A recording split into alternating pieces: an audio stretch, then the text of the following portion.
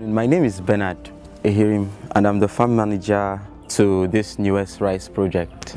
Here is the field site for the newest rice project. This is the field site, but what we have here in the field before us here is the NCRI trial, the nitrogen use efficiency trial. My name is Onyekachi Francis Wankwo. I'm Program Officer for African Agricultural Technology Foundation for West Africa. I'm working on this project, nitrogen use efficient, water use efficient, and salt tolerant rice. It is called by short newest rice for Africa. That is, they are genetically modified rice that is not to be let out until all research work is completed. So because of the nature of genetically modified organisms, they are in a confined field trial, just like you can see this environment. Now here we have up to 10 varieties of rice. 8 are genetically modified, 2 are not genetically modified, they are from conventional. Now those 8 events are the events that has been transformed, and the 2 extra events that makes it up to 10 are actually non-transformed materials. So we are evaluating the transformed with the transformed side by side to see the effect and the product, what it looks like. It is called nitrogen use efficient trial, meaning we want to know the genetically modified rice here that can do very well without or only little nitrogen application. That is only little fertilizer application. So by the time, you know, most of the major problem of the farmers are, we have fertilizer, we need fertilizer, we don't have fertilizer. Fertilizer is costly, it's not even available. Most of our varieties now are high nitrogen demanding, and most of our farmers are poor resource farmers. They don't have money to avoid buying the required fertilizer that will give them the optimal yield.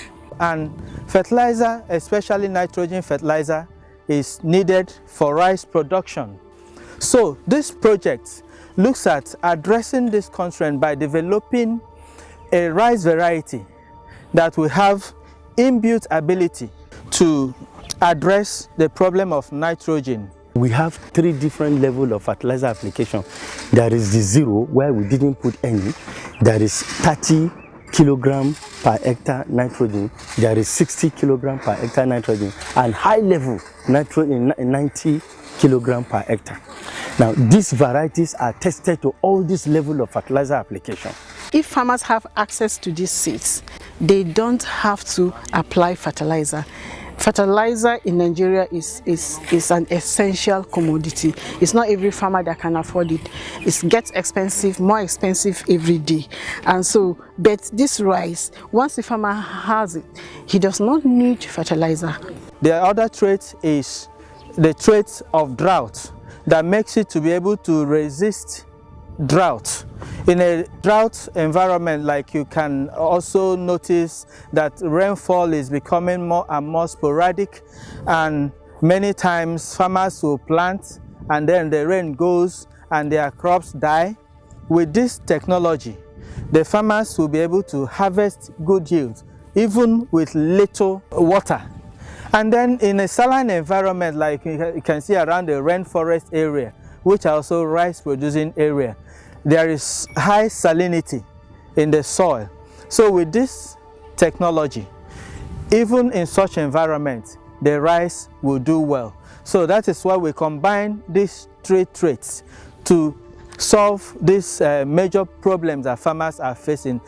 In most of our varieties now grow among our local farmers, the yield is still below 2 tons per hectare, and this has been in record for years.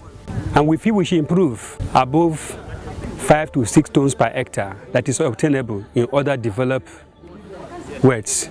We want the varieties that do well under 0 or just 30.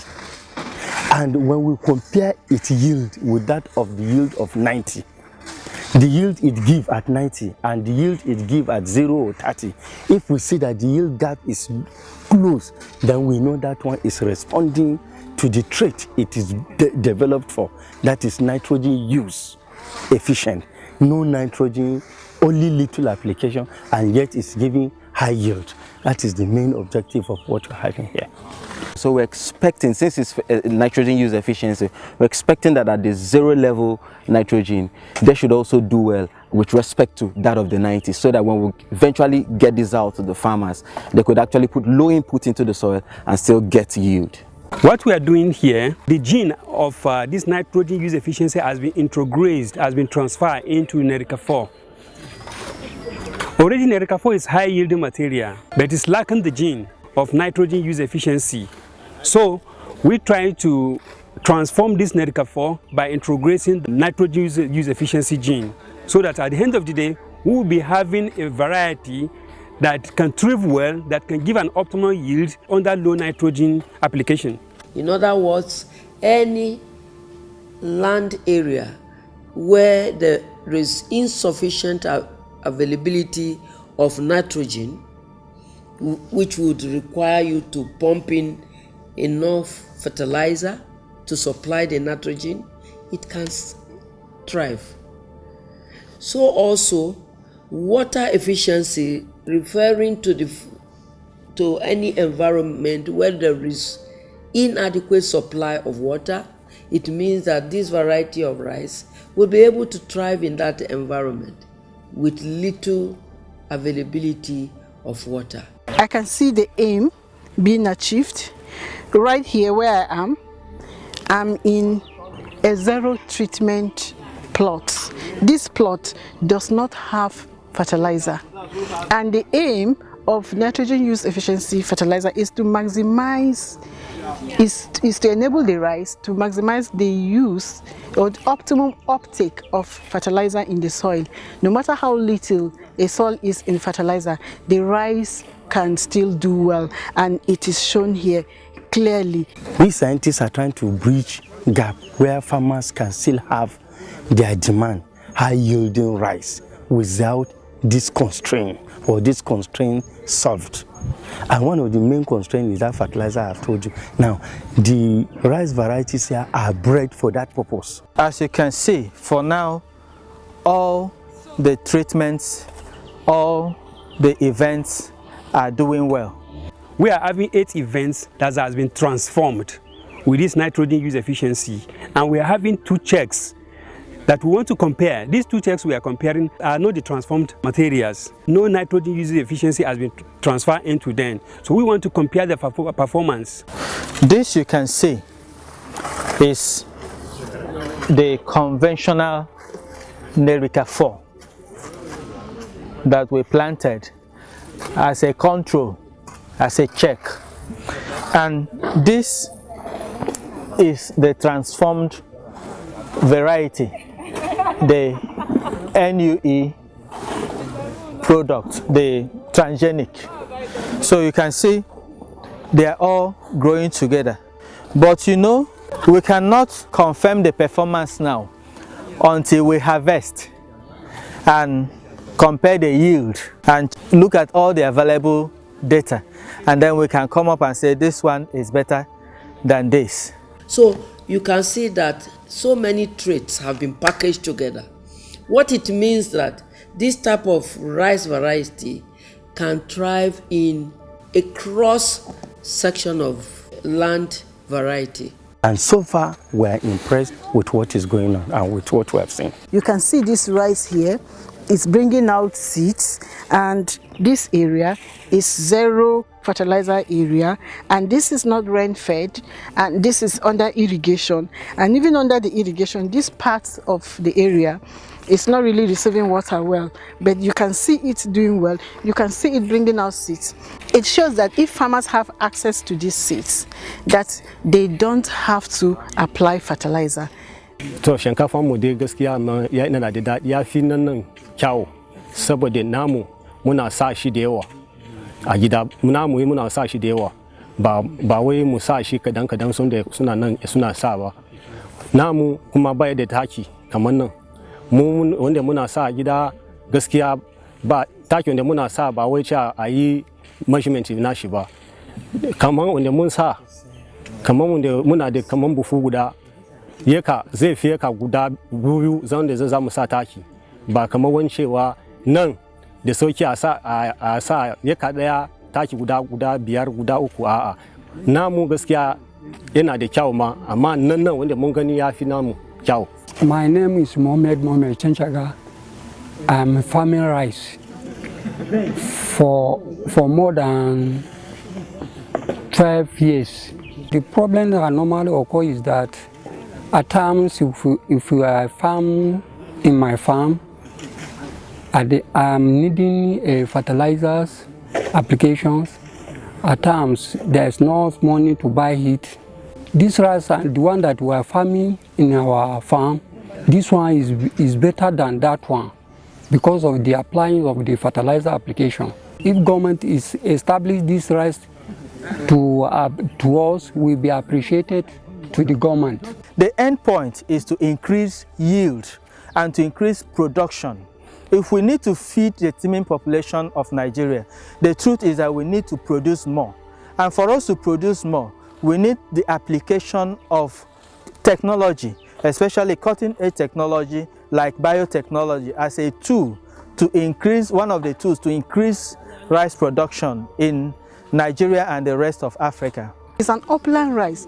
He can intercrop it with other crops, sorghum and what. It's an advantage in the sense that if it is taken to an environment that is poorly fertilized, it can thrive. If it is taken to an environment where there's little availability of water, like upland area, it can thrive. If it is taken to a water bed that is prone to irrigation, it can equally thrive. So all these are advantages that have been packaged into one. And if this is done by one farmer and other farmers join, of course it will add to rice productivity. That deficiency in rice production that Nigeria is experiencing will be no more. Rice will be everywhere and it will be affordable, and it will reduce the import of rice when Nigeria spends a lot of billions of naira importing. What we are after, the NBMA, is compliance with our regulations and time. And secondly, is to check the efficacy of the modification. Thirdly, is to gather data for environmental impact assessment and food safety issue, which include the toxicity and allergicity, the health issue that people are concerned about before this seed will be released commercially. The issue of safety is very, very key in biosafety management. It is only the agency that can certify any genetically modified organism, either plant, animal, before that has been genetically modified before they can be used. Any organism that is developed with genetic engineering, if it's not certified safe by the agency, will never be allowed to enter the market. We have gone round, most especially in the farm. We check all the nets to make sure that there are no porous holes around, and be sure that everything is safe and other plants. And also to check, because even while we are going around, we have seen some of the things around. So we have asked questions on safety measures, and indeed he has given us answers to all the things. And we have looked around and are really satisfied with the measures being taken in this trial, confirmed field trial site. We are checking the agronomic performance of all the events that we have. So there's nothing else we are doing apart from the normal agronomic practices that you do in any rice field to check, make sure that the water, that you irrigate it properly, make sure that you weed it properly, make sure that if there are pests, you control the pests, because what you are checking is the performance of the trait. So there is no infusion of chemical in quotes from somewhere, you know, different from what you do in any normal agronomic practice.